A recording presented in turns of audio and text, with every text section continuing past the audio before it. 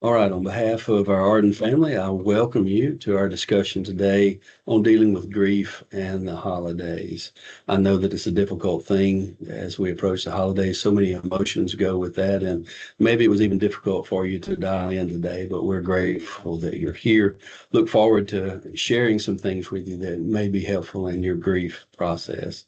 Our goal today is to give you some tools to practically approach the holidays, acknowledging that it's going to be difficult. At the end of the presentation, we'll have some time for questions, comments. Maybe there'll be some things that stimulate some thought throughout this that you want to share with us at the end. The first thing that we want to look at as we approach the holidays is acknowledge the difficulty. If we're real with ourselves and we don't set unreal expectations, we can kind of be prepared to deal with what's coming. What we often find with our grief process, and so many people as they share what's going on with them, they just want to know that what they're feeling is normal. Is it okay for me to feel this way? And the holidays present a particular challenge when it comes to that, because almost without fail, there are traditions that accompany our holidays, our festivities, and all that goes with that. Sometimes it includes traveling, being with family that we don't often see. There's a lot of people around. So sometimes our emotions are on high. We're set on edge with some of those things. Sometimes the traditions that we have for our holidays center on the person that's no longer there. Maybe it's a tradition that they started. So it carries with it some extra difficulty. So what we want to look at today is maybe what should I do? First, I want to emphasize that what you'll hear today is not prescriptive. We're not telling you how to approach the holidays, but merely talking about some ideas where, as you approach the holidays, maybe these things will be some options that you've considered before you get there, kind of crossing the bridge before you get to it. And you may be thinking of some other things throughout the presentation that you want to share with us toward the end, so we're going to invite you to do that at the end, but you may think of more things that you want to share with other people. The material today that we're going to cover comes from some practical application of just dealing with grief and holidays. And some of it's going to come from some leading experts in the field of grief. There's grief.com, Grief Share. One of the people that I follow is David Kessler. And some of the things that I'll share with you today are things that I've learned from him. One of the things to consider as we move through the holidays, we acknowledge that it's difficult, but be sure to grieve. As we look at what grief is, it's been defined as something that is inward, that's going on, while our mourning is what happens outwardly. So mourning is an expression of love. We love the ones that are not there with us, and we acknowledge that it's going to be difficult. So don't expect not to grieve. It'd be unrealistic for us to set things that we can't achieve as we go through the holidays. As we look at how we're created with a need of fellowship, and our grief and our mourning process is no different. So grief needs to be shared. Be the one to initiate the conversation about your loved one. A lot of times we find ourselves in settings where there's kind of an elephant in the room. No one really knows what to say. Should I mention them? Should I not? Is it respectful to acknowledge them, or would it be too painful to say their name? And if we would go ahead and say their name, what it does is it frees others up to begin that conversation. Tell stories that were important to you, remembering past holidays. Share the memories that can be tearful. It's an outlet for us. I had a remembrance gathering this past weekend with several families that had gotten together to remember their loved one. And the first thing they wanted to do as they all came together was to begin to tell stories about their loved one. It was sharing their grief. So share those memories. If it's tearful, it's okay. It's an outlet for us. So as we plan our holidays and we look forward, we want grief to be a part of that. Know that it's going to be a part of what's going to be happening for us. So as we plan those holidays, sometimes we need to leave ourselves an out. And what do I mean by that? I compare it to like defensive driving. We know where we're going, we know what we want to do and how to get there, but sometimes there's some things that cause us to need to detour, maybe take a different route, maybe even a quick exit strategy. Sometimes for us, the out is a complete cancellation of what we've always done. You say, "Oh, that's a very, very radical thing to do." Well, sometimes what has happened in our life through loss has radically changed life. Now, that cancellation would only be necessary if we would find ourselves just going through the motions, if we find ourselves being kind of dragged down by the emotional, physical, maybe even the spiritual elements of what we're dealing with as we approach the holidays. And it would be less helpful to continue the tradition at the moment. That doesn't mean we're canceling it altogether, maybe just at the moment, because there's been so much change that's happened in our life. So we want to give ourselves permission to do some things differently. Maybe that involves us spending time out and away from what we would normally do with loved ones. Again, sharing our grief with others. The out is something that's simple because it's a momentary reprieve.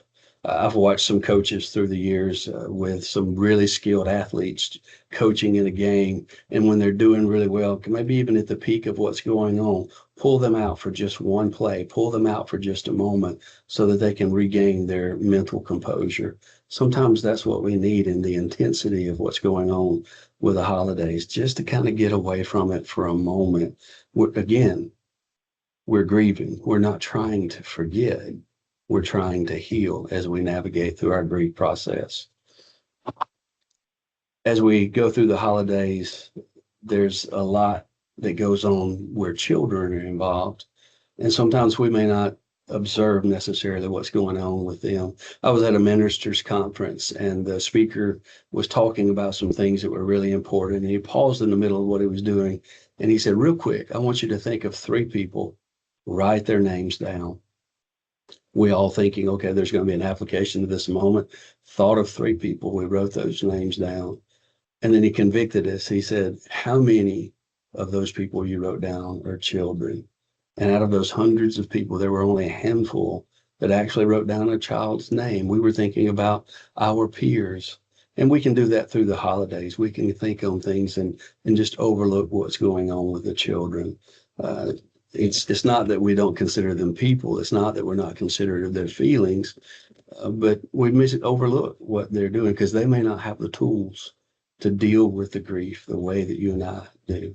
They may be feeling exactly the same thing. They may be feeling something entirely different, but they may not have what is needed to express what they're feeling and what they're thinking. So we want to remember them, plan around what's going on with them as we navigate the holidays. The tendency is to protect children.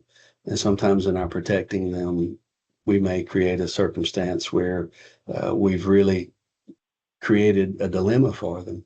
I was talking with a family that had a high school senior, and they had never allowed this high school senior throughout their entire life to go to any kind of funeral or visitation where they had encountered dealing with what comes with that.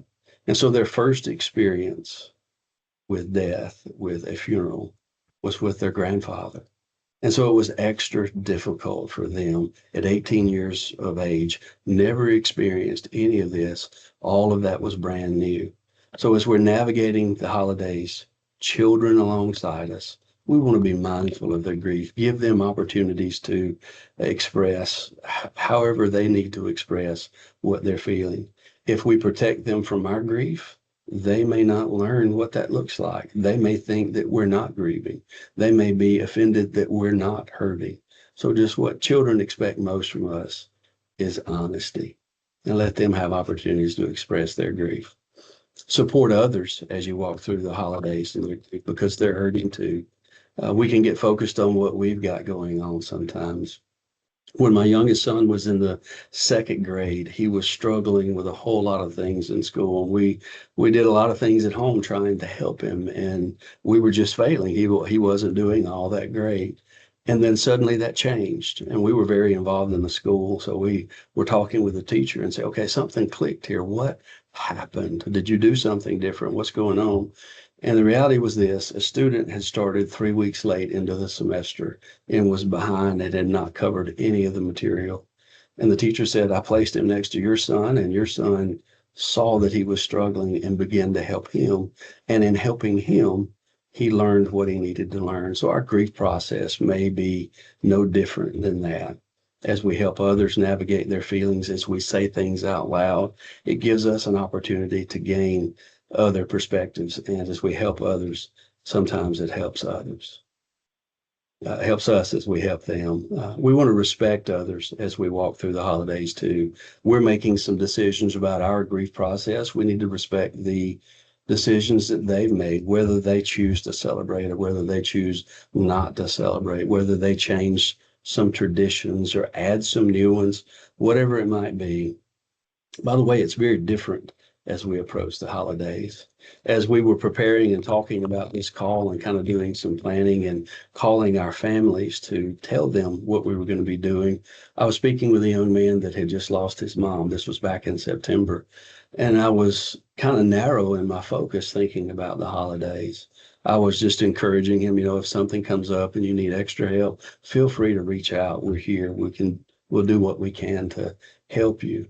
And he thought for just a moment, and what he said surprised me a little bit. He said, yeah, the holidays are going to be difficult, but the one that's going to be most difficult for me is Halloween.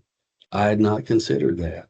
His mom was very big and focused on many of the things that they did around Halloween in their community. They opened their home. They had lots of people over. It was something where they fellowshipped together. So that stimulated my thought thinking further. My grandfather growing, my children never knew him, but I've taught them a lot about him through the years.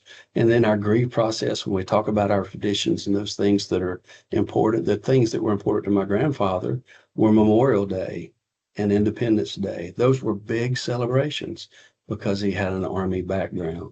So as we think on the holidays, it may be different for us on what someone sees being important or what's more difficult than another. It's going to be unique to us. So there's some commonality in it all, but remember, it's your grief. As we desire to be respected in our process, we kind of have to offer the same to others. Dovetailing on that is that as we come alongside others when they grieve and we're expressing our grief, don't let their opinion dictate what you do. Free them up to talk about it, free them up to do something different. Share the memories, be in fellowship one with another, but be aware that well-intended people don't always say the most helpful things. Some feel the obligation to fill the silence. If there's just a small amount of silence, they feel like they have to kind of fill that void because it gets awkward with them. And communication on a good day is difficult.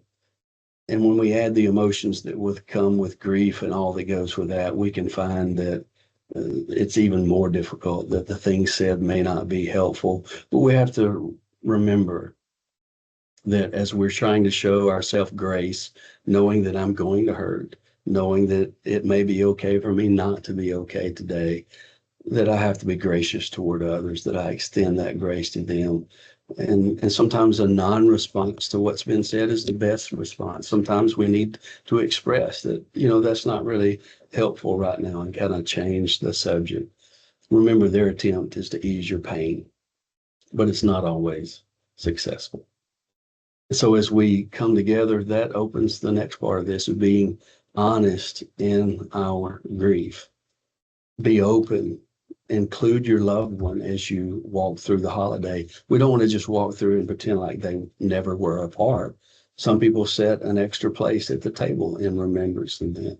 Sometimes people cook their favorite meal. He or she, they loved this. And we talk about them while we're doing that. Share a favorite story about the loved one.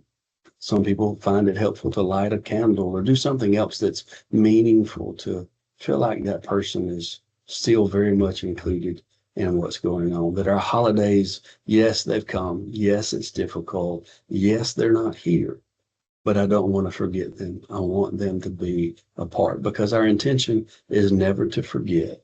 It's to heal and to continue to move on in life. So we have to reevaluate what we're doing. What has meaning? What doesn't have meaning? What do I need to maybe take out or maybe do something different. I heard a minister share once a story about a couple that had been married for over 50 years. And every morning when this couple got up, the husband would prepare coffee and he would get his cup and he would take his wife. She only wanted a half cup. And when he had passed away, the son was at the home and he thought he would do a great service to his mom. So he went down and made coffee just like dad. He got himself a cup and he took her half a cup and she refused the coffee. And he said, Mom, you've had coffee with Dad for 50 years. What's the deal? She said, I never really liked it. I only drank that from him. And so sometimes there's things that we set aside because it's not really helpful, not really meaningful to us. Another thing that we struggle with sometimes after the loss of a loved one is being happy. We find ourselves smiling, we find ourselves laughing, we find ourselves enjoying the company of others, and there's this sense of guilt because we have laughed, because we have smiled. And the holidays are particularly full of those kinds of things. So that sense of guilt and fear can dominate because sometimes we feel like we're forgetting, and the pain that we've been feeling may be the only thing that feels like that feels real to us as we walk through it. So let yourself smile. Let yourself be happy. Let yourself grieve when you're grieving. Know that all you can do is control your part. People are going to react and people are going to do and say things that may or may not be helpful. Others may not understand what you're going through. They may not understand what they said wasn't helpful. What they're trying to do is helpful. Others may not agree, and that's okay. We may be surprised sometimes as we gather what's going to trigger a thought, what's going to trigger us emotionally. I listened to a family share a great uproar that they had one Christmas after mom was no longer there with them. Mom had always collected the old wrapping paper when it was torn off and folded it away and put it away and would reuse it the next year. And somebody was just in their mind thoughtlessly going through, stuffing it into a garbage bag and doing away with it. They were triggered by that. So we have to be ready for the unexpected to some degree, knowing that there may be things that trigger us, that surprise us. We want to remember to be gracious in those moments. Well, as we talked about the changes that come with maybe our traditions, with folks not being there that are normally there, or maybe doing some things different, it's important as you enter into some things, if you know it's going to be especially difficult, to have an exit strategy. Again, sort of like the defensive driving. Let other people know I'm just dropping by for a minute, or I may have to go early. I may run shortly. I've got other things that I'm doing. So it gives us an opportunity just to have an out, to recalibrate our mind, to think a little differently, to take a deep breath, whatever it might be. But know that the process is yours. Concern only really comes for us in a sense when you get stuck, when you're not moving forward, when you can't function. If you find yourself in something like that, walking through the holidays, then please reach out to others. Please find an outlet, find someone to talk to.